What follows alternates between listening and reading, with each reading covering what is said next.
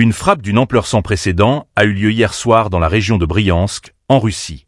6 missiles balistiques ATACMS, fournis par les États-Unis, ont été tirés par les forces armées ukrainiennes, marquant une escalade significative dans le conflit.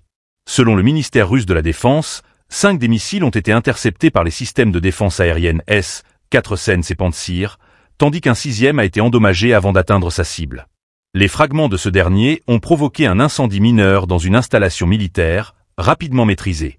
Aucun dégât majeur ni victime n'a été signalé. Pour ne rien manquer des évolutions de ce conflit, abonnez-vous et partagez ce reportage. Cette attaque intervient après une décision stratégique de Washington. Selon le New York Times, le président Joe Biden aurait autorisé l'Ukraine à utiliser ses armes à longue portée pour frapper des cibles en profondeur sur le territoire russe. Cette annonce coïncide avec des rapports faisant état de mouvements militaires nord-coréens dans la région de Koursk, ce qui aurait accéléré la prise de décision américaine. Les ATACMS, reconnus pour leur précision et leur capacité de destruction, représentent un atout considérable pour l'Ukraine. Cependant, leur utilisation sur le territoire russe soulève des interrogations sur les limites de l'implication occidentale dans ce conflit. Le Kremlin a rapidement réagi par des déclarations fermes. Selon Vladimir Poutine, l'utilisation de ces armes par l'Ukraine, combinée à la participation présumée de militaires occidentaux, pourrait être perçue comme une implication directe de l'OTAN dans les hostilités.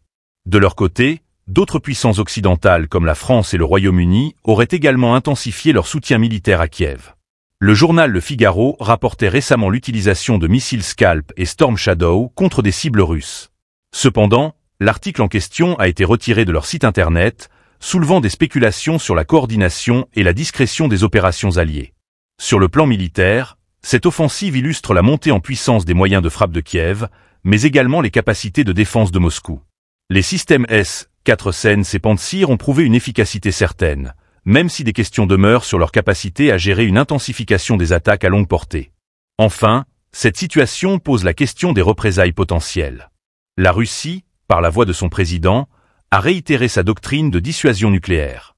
Toute attaque contre son territoire, menée avec le soutien d'un État nucléaire, pourrait être interprétée comme une agression conjointe nécessitant une réponse proportionnée. Cette attaque marque une nouvelle étape dans le conflit, avec des implications géopolitiques majeures. La ligne rouge semble de plus en plus floue, et l'implication de l'Occident, bien que partielle pour l'instant, pourrait transformer ce conflit régional en un affrontement d'une ampleur bien plus vaste.